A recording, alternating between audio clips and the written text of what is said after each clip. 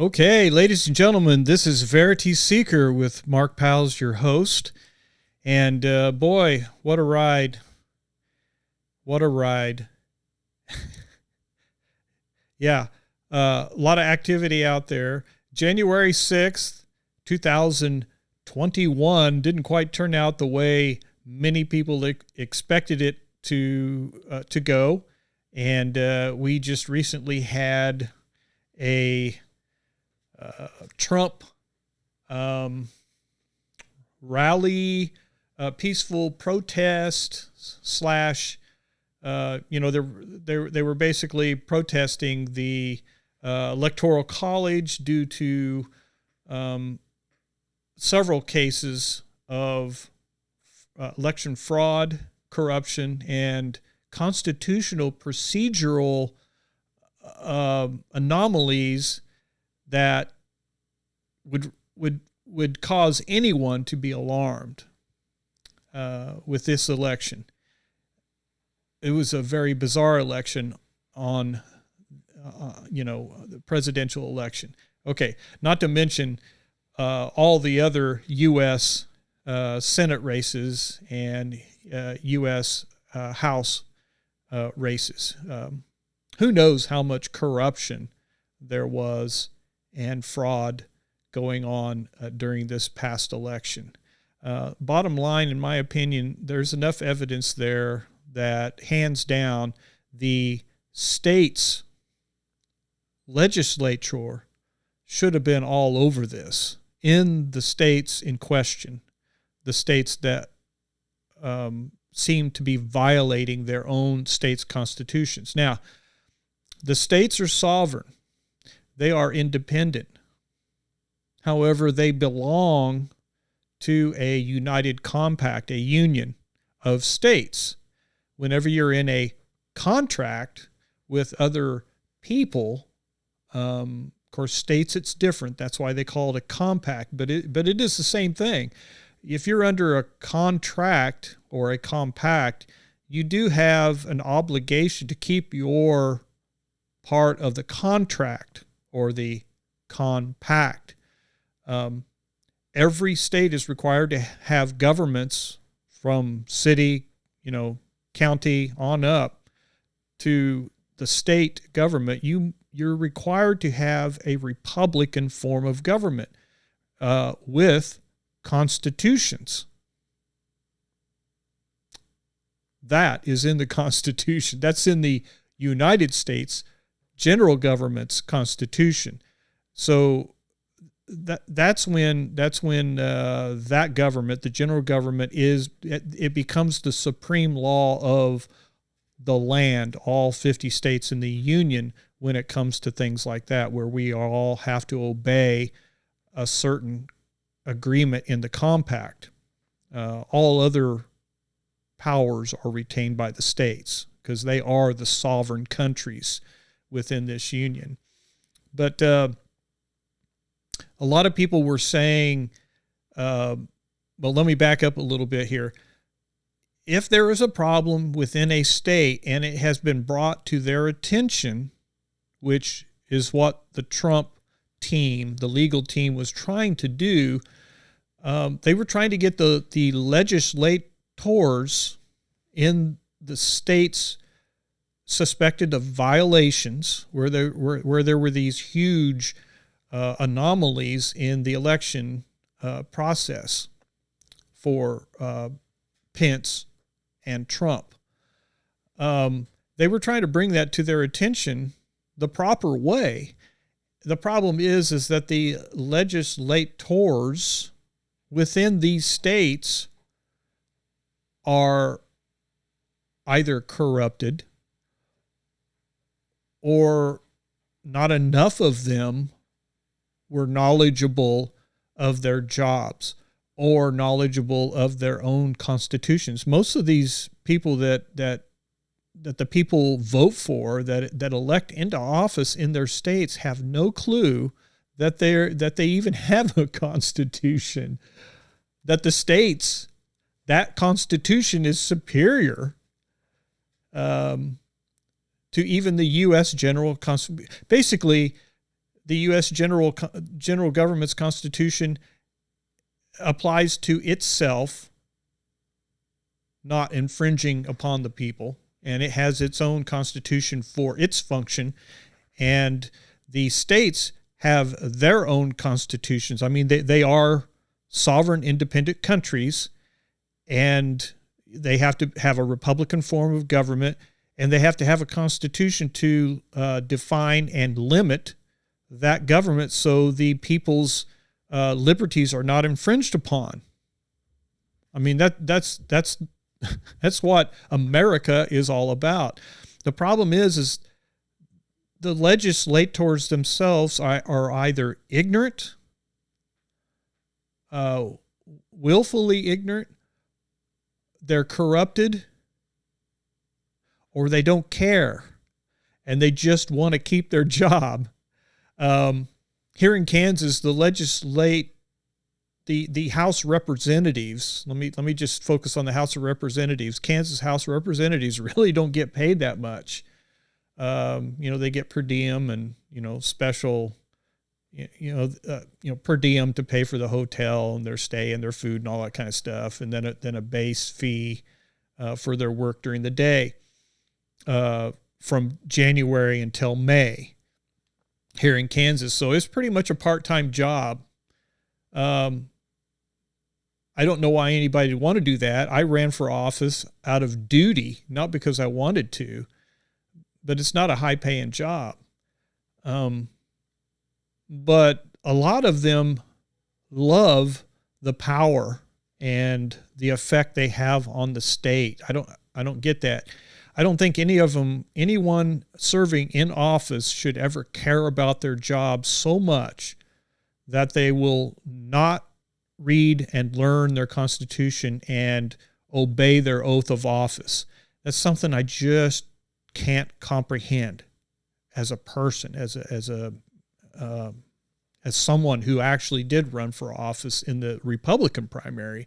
I lost to an incumbent, but with COVID-19 and all the other stuff going on, it was impossible for me to get my message out. But it wasn't something that I wanted to do. So for me, the way I see it is it should have ended. It should have been handled within the state internally, and the federal government, the U.S. general government, should never have had to intervene in that process. And that's where I look at the Supreme Court, U.S. Supreme Court, and everybody's complaining about the U.S. Supreme Court. And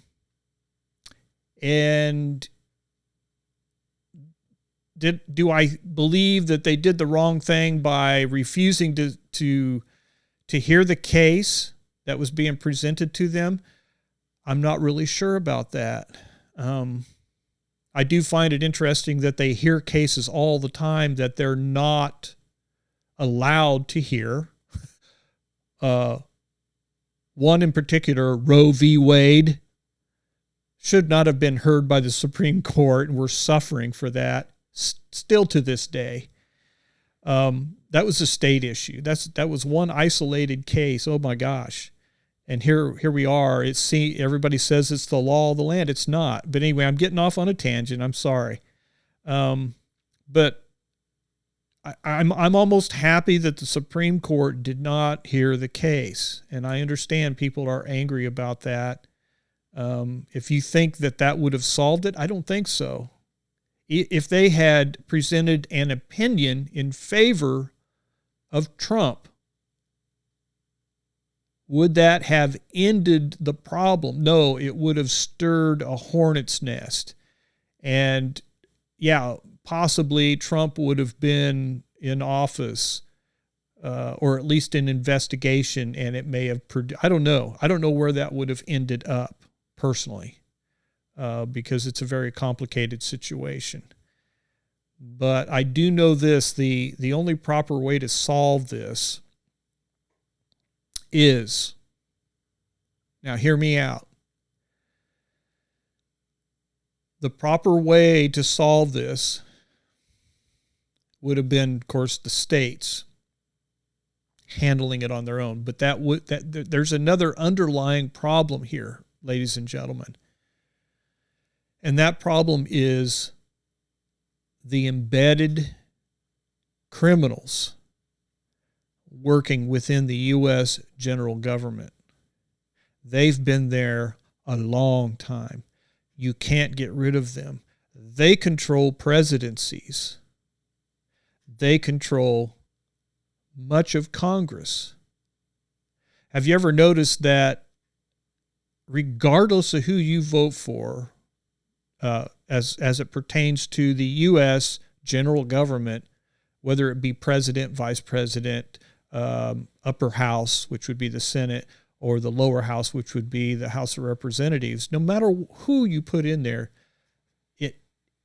even if you have a so-called Republican majority, nothing ever changes.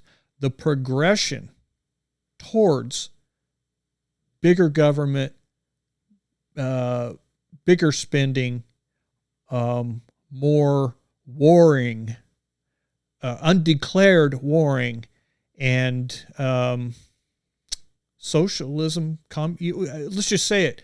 We're headed towards democratic monarchy or communism. What does it matter?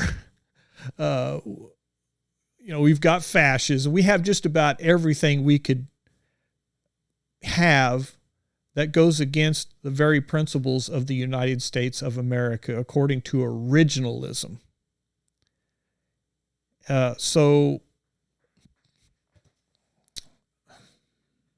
What needed to happen is it should have been taken care of in the state, but at the same time, we need to rid ourselves of this deep state shadow government cabal that has been going on for a long, long time in the U.S. general government. It is basically, in my opinion, a quasi foreign domestic enemy. Think about what I just said. It is like private public partnerships. That's fascism. That's evil. That's bad here in this country. But think about it. We have a combination of foreign and domestic. We have a foreign and domestic general government. It is no longer our friend.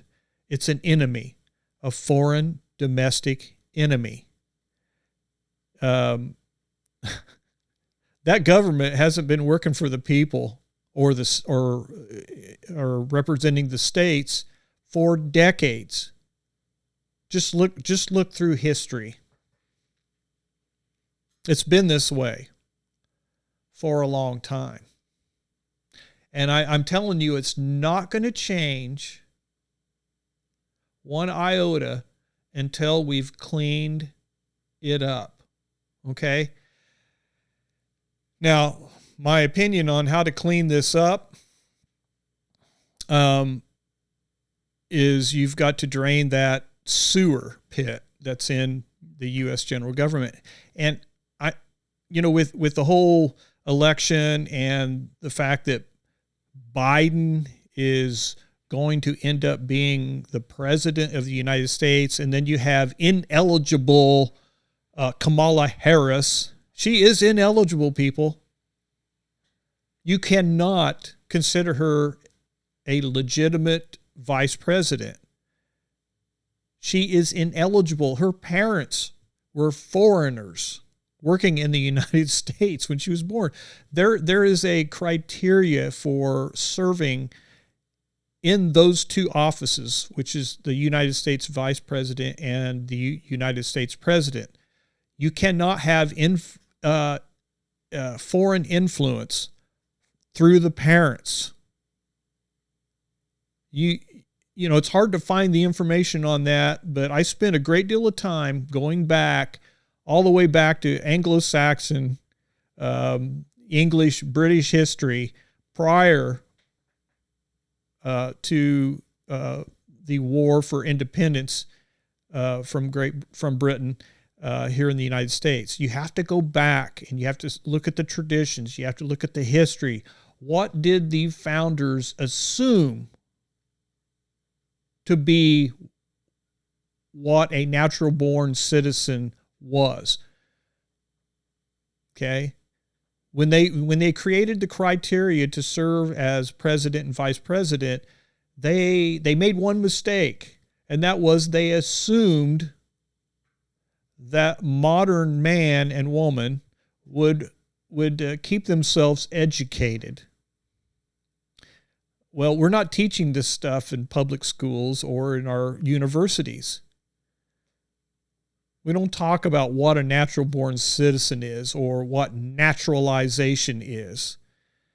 We don't teach students that the 14th Amendment didn't nullify or void all these requirements, or it didn't change the meaning of what a natural born citizen was. Kamala Harris is not eligible to serve in either of the two offices. And of course, we all know that Biden is going to end up being incompetent or unable to serve as president. And of course, the vice president will have to move into that position. And that is ineligible Kamala Harris. When this happens, you know things are really bad. And this government is a domestic foreign enemy. Literally. It's no longer your government. It's no longer working on behalf of the United States. It is something else. And its headquarters is in the District of Columbia, operating and dismantling this country a little bit at a time. Okay? Well, anyway, I'm rambling on. This is completely unscripted. And I do apologize for that. I just don't have time to write a script, and I just want to talk. I want to let this out because I haven't done one of these videos during the Christmas season because I just didn't think it was important for me to spend that time doing that. What we needed to do was just spend time with our family and recognize that, you know, the birth of Jesus Christ. You know, taking time to do that is important. That's what the season was all about. And I think the evil that's going on all over the world wants you to be distracted from these things. They don't want you going to church. They don't want you being close to one another. They don't want you to see the smile on somebody else's face. They want separation, total separation, and they want compliance. That's why I don't wear a mask. I've had COVID-19. Ladies and gentlemen, I had it. It took me 2.5 days to beat it. I had a fever, lost my taste, had a headache.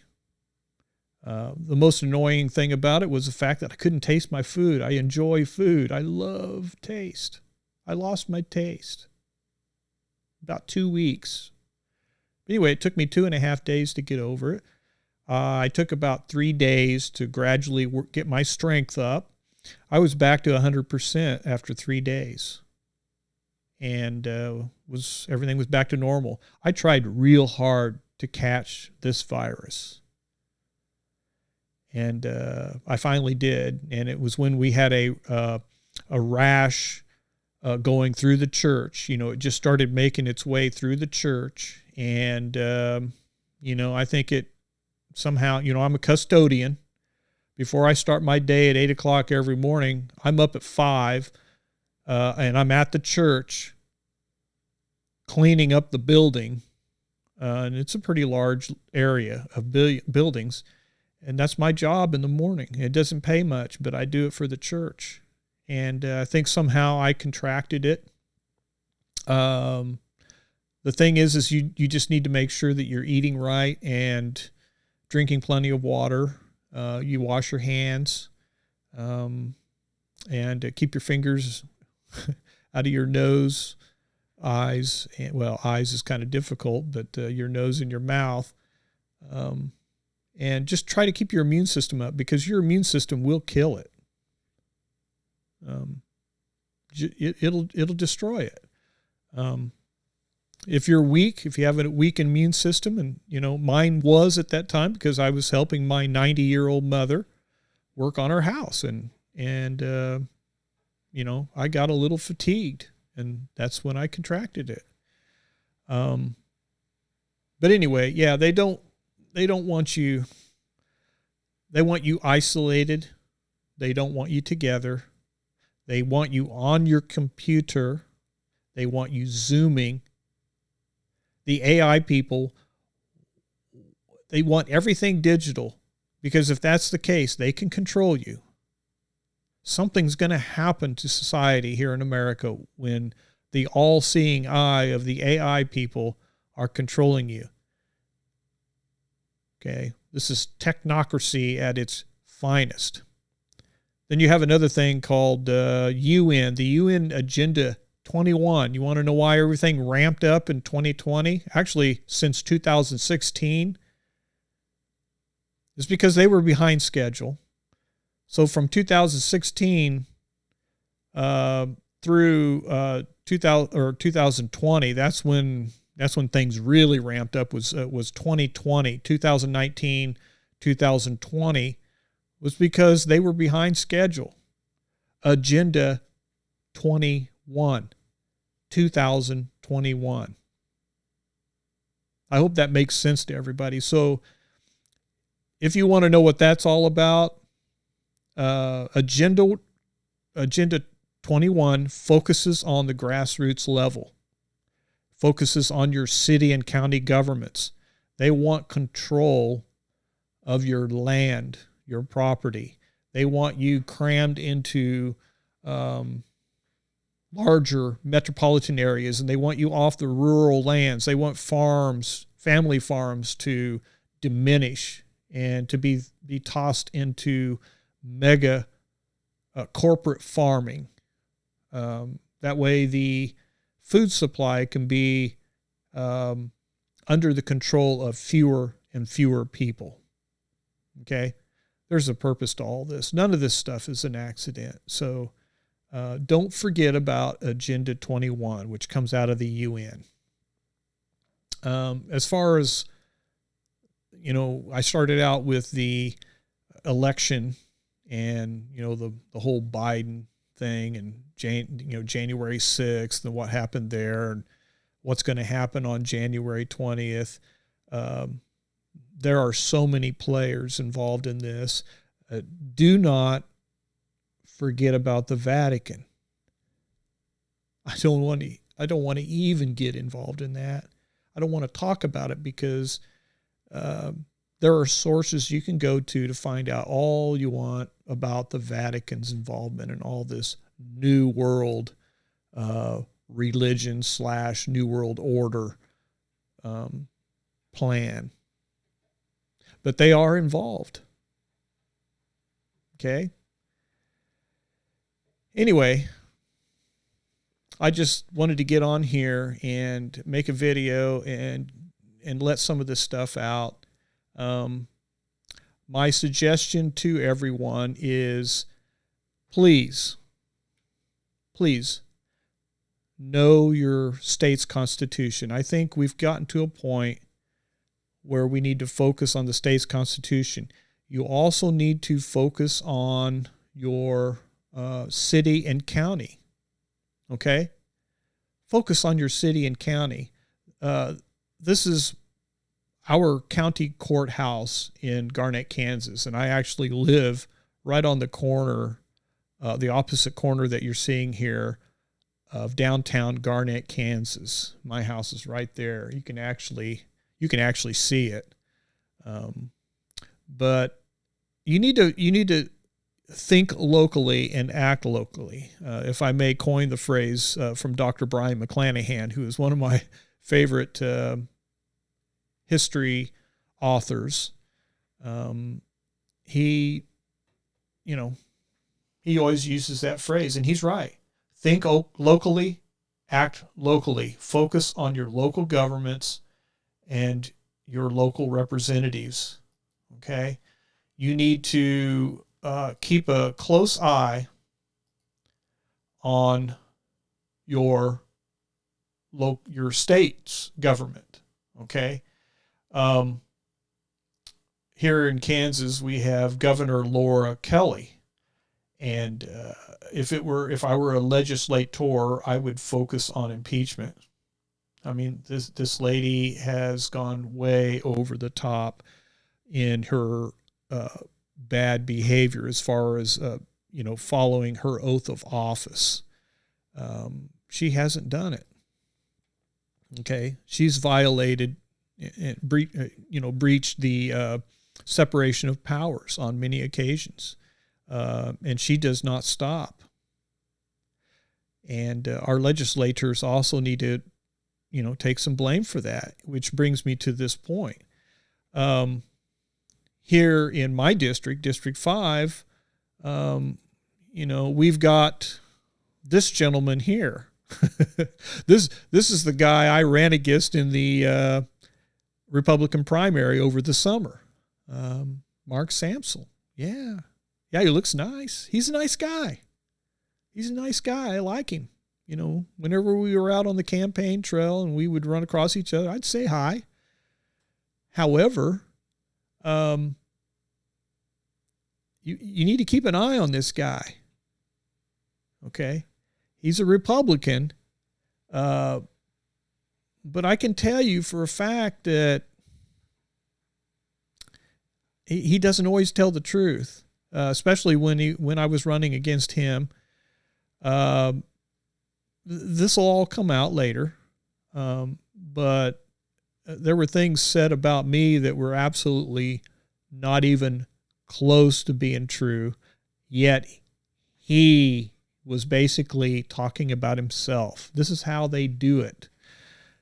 They blame you for what they are doing. And all of you listening to this video right now will understand what I'm talking about because it's happened to Trump. These people all work the same. Okay? So keep an eye on your state legislators or legislature in general. Find out who's working in your district. Keep an eye on them. Watch them. Ask questions. Make sure they're following their oath of office. Make sure they're following your state's constitution before statute. We have so many statutes out there that they're following because they're a bunch of attorneys. Many of them are attorneys or lawyers, and they believe in statute. They don't believe in the Constitution, but statutes always have to be pursuant to the Constitution. They use it to circumvent your Constitution so they can stomp all over your liberties. Okay? So, yeah, Mark Samsel, we need to keep an eye on you. Okay? Whoever your legislator is in your state, please watch him carefully. All right? This is our state seal. It's beautiful. And again, focus on your state. Okay? That's where you have the most control. Why focus on the U.S. general government when they're supposed to be focused on foreign matters or interstate conflicts, or a state having a conflict with a citizen from another state? Anyway, that's pretty much it. Everything else happens in your state. And if you make sure your state government is pure, meaning that you don't have Democrats operating under the Republican umbrella and fulfilling the progressive agenda as a Republican, which is what we have. We all know that. And I hope you're taking names, because you want to get these people out of there as fast as possible.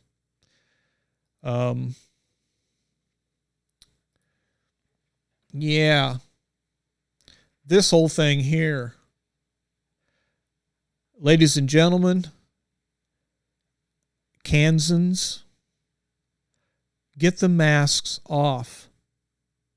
They're not helping. Get control of your public schools. They're not helping. It's not good for your kids. All right? We need to take care of that here in Kansas, and I hope that other states will take care of it as well. It hasn't done us any good. Here's another thing. Keep in mind that your state is sovereign, independent. It is a country. It is your country. My country is Kansas. The United States is not my country, folks. It's not my nation. It's not my country. A nation has basically all the same values. That's what constitutes a nation. We have different values in this union. Kansas is my country. Kansas belongs to a union of states with different traditions and values and practices. The thing that ties us together is the fact that we're in a united compact and we're required to have Republican forms of government with constitutions. One state's constitution may be different, slightly different than another, but what I have found is almost all of them have a Bill of Rights to make sure that your liberties are protected. Okay? This, the United States flag does not represent your country. Your state flag represents your country. And I don't know why people are not flying that flag. Fly your state's flag. When you fly that flag with the United States flag, what that represents is that your state still belongs to the United Compact called the United States of America. That's why the state flag flies underneath the United States flag. It doesn't mean the United States flag is superior to the state flag. It is not. It is a symbol of unity that you belong to the United Compact. But it is not a representation of your country. It is a representation of your union with these other states. Okay? Please, we've been taught wrong in our public schools. These things need to be clarified, and if they're clarified, then that means we have a much better perspective and understanding of who we are. Okay? You need to know who you are, what we are, what we represent. Okay? I'm gonna go ahead and sign off. I appreciate you taking the time to watch my video today, and I'm looking forward to making several videos. It's not just going to be political, but we're here to find the truth. Verity Seeker its mission is to find the truth. Okay, we're seeking the truth. And my mailing address for Verity Seeker is P.O. Box 291, Garnett, Kansas 66032-0291. That's a post office box. And in small print there, I have put, please remit financial support to MP Vantage Solutions, LLC. That is actually my business. I am not a tax-exempt organization. I am a business. And if you want to support my business, which supports Verity Seeker, then by all means, if you can afford it, please go ahead and send me something. I do not monetize my videos, and I do not accept the tax, the tax breaks for nonprofit. I am not a nonprofit. I am a for-profit. So Verity Seeker is basically a free. It's mission work, but it is attached to my business, MP Vantage Solutions, LLC. So if you can, send me support. It will not be tax deductible, but it will help me support the time it takes for me to make these videos and to do some research. And hopefully I'll be able to do many more over the next year. All right. And I'm going to go ahead and sign off, and we'll talk to you, hopefully in a couple of weeks. All right.